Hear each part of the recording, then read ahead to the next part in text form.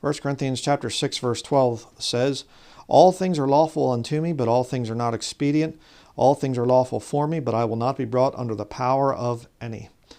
In plainer words, as a Christian, you can do anything and not lose your salvation, but if you're going to do something that destroys you, you do well to stay away from it. If you sin, if you live after the flesh, you will die. All right, I'll be talking more about that in the future. The wages of sin is death. All right, you mess around with sin, it's not good for you. So up comes the question, are video games sin? I've spoken against video games in the past, and I was a video game addict for probably 30 years, a lot longer than some of you have even been alive, some of my younger viewers, teenagers and early 20s.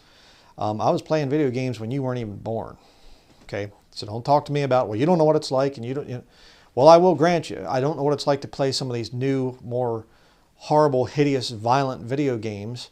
I think that that's a much greater level of sin because there's such a high degree of realism. And again, well, then you can play old video games. Careful about that. But I'm going to give you another reason why you should stay away from video games from a secular author. This man right here, Jaron Lanier, is the creator of virtual reality. Right there he is. He is not a Bible-believing Christian preacher by any stretch of the imagination. But this is what he writes. He's worried about people. You know, I'll thank him at least for that. He's saying, hey, you know, there's some real bad stuff about social media and about video games. Let's look at this. Where did video games come from? I mean, did all of a sudden somebody just came up with the idea and said, hey, you know what, let's make games and make them digital, and we'll just have, you know, the very first video games in Atari, and then Nintendo, and Intellivision, and some of these others. I was around in the old days, okay, so born in 1975. But it says here, page 11, the core process that allows social media to make money and that also does the damage to society is behavior modification. Behavior modification entails methodical techniques that change behavioral patterns in animals and people. It can be used to treat addictions, but it can also be used to create them. These things modify your behavior. I mean, when you are really concentrating on a game, does your behavior change? Yes, it does. Well, no, mine doesn't. Yes, it does. Don't lie to yourself. Okay, I would have been in your position. I would have defended video games to the death back when I was an addict of them. Okay, that's the way addicts are. Well, there's nothing wrong with my alcohol. There's nothing wrong with my drugs. There's nothing wrong with my pornography addiction. I know when to control it. Yeah, you're an addict. Okay, just admit it. You're an addict. And see, here's my point that I'm going to continue. I'm going to show you the proof in this book. Video games were created to addict you, to modify your behavior. That's why they created them in the first place. So to say, well, it doesn't affect me, you're a fool. The damage to society comes because addiction makes people crazy. The addict gradually loses touch with the real world and real people. Look at the youths of today. When many people are addicted to manipulative schemes, the world gets dark and crazy. Addiction is a neurological process that we don't understand completely. The neurotransmitter dopamine plays a role in pleasure and is thought to be central to the mechanism of behavior change in response to getting rewards. This is why Parker brings it up. Behavior modification, especially the modern kind implemented with gadgets like smartphones, is a statistical effect, meaning it's real but not comprehensively reliable. Over a population, the effect is more or less predictable, but for each individual, it's impossible to say. To a degree, you're an animal in a behaviorist's experimental cage. Do you really want to be an animal in a cage being experimented on? Some people get worse, some people are better. That's why you think that you're okay, you know?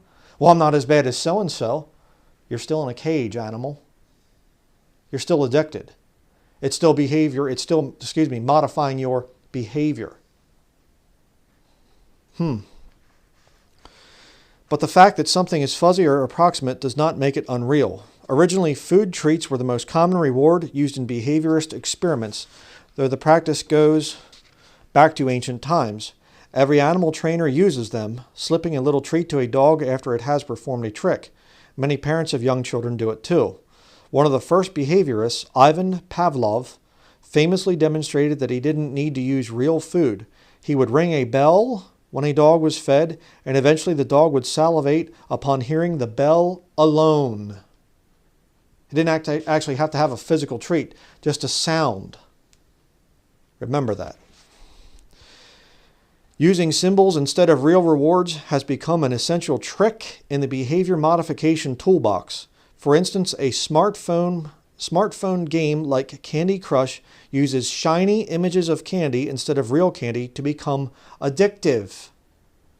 Other addictive video games might use shiny images of coins or other treasure. Coins or other treasure? Huh.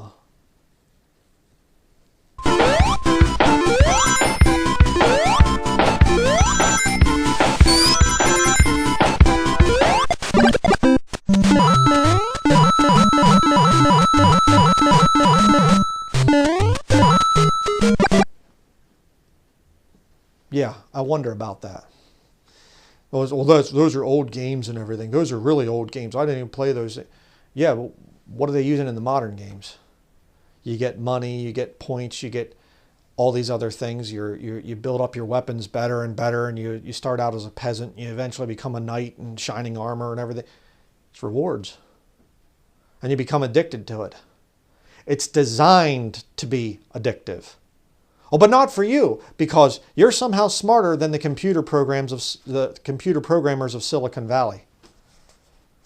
And the behaviorists, psychiatrists, and psychologists and things that worked for hundreds of years and philosophized about how to get control of people. You see, you go way back to ancient times, leaders of countries always had that desire to control people. And if you really want to get right down to it, Satan is the father of that. Satan is the one that wants to get control of you.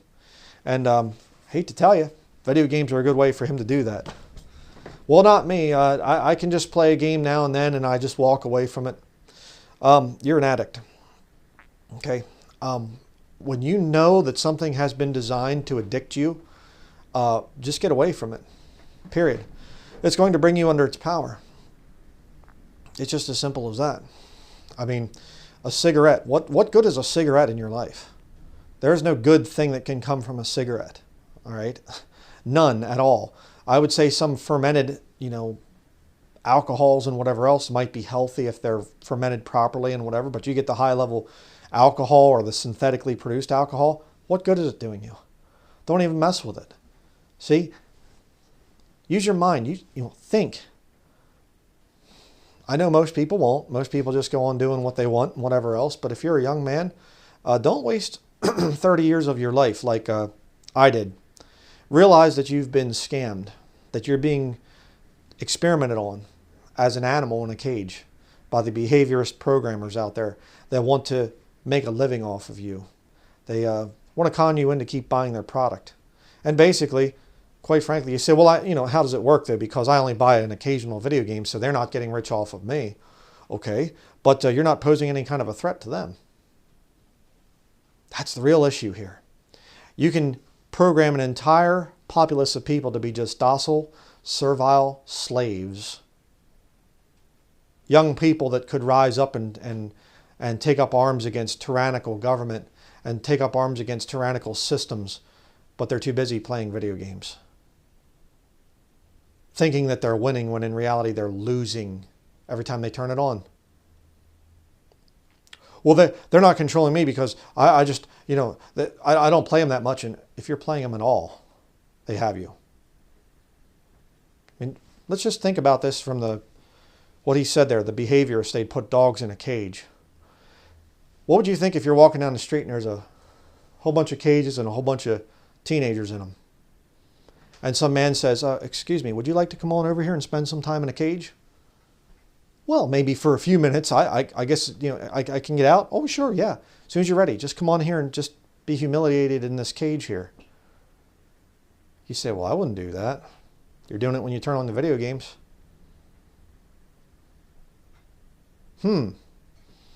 maybe you better just get to a point where you say, you know what, I'm done. I did. I grew out of it. I got to a point where I said, what am I doing? I'm wasting my time. And I used to justify, you know, why? I listen to sermons while I'm playing my video games.